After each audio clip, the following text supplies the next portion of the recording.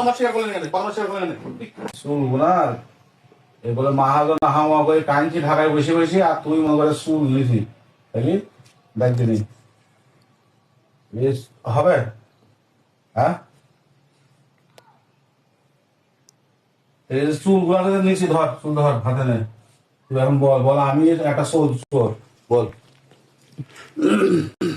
বল এখানে বল বল আমি একটা চুল চোর আমি একটা চুল ছিল। আমার বাড়ি বড় বললি বল বল আমার বাড়ি বড় বলতে আমি চুল চুরি করেছি চুল চুরি করেছি। যে ধরা বলিস ধরা পড়েছে।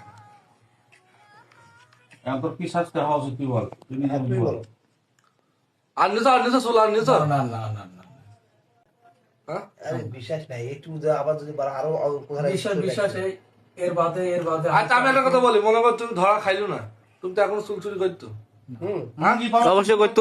করতো না জানো তো করতো মনে করো আমরা ধরতে পারলাম বলে এই করা, তুমি তো লাস্ট পর্যন্ত মনে হয় 2 কেজি চুল থেকে দিতে শুরু করি।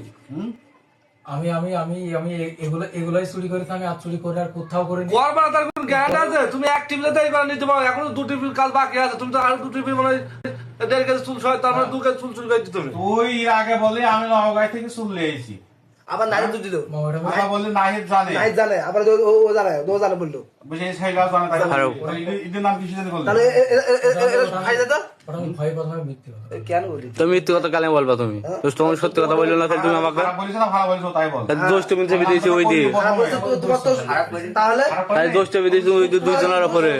তুই আগে আমার শেয়ার করলেন কেন? আমার শেয়ার করলেন কেন?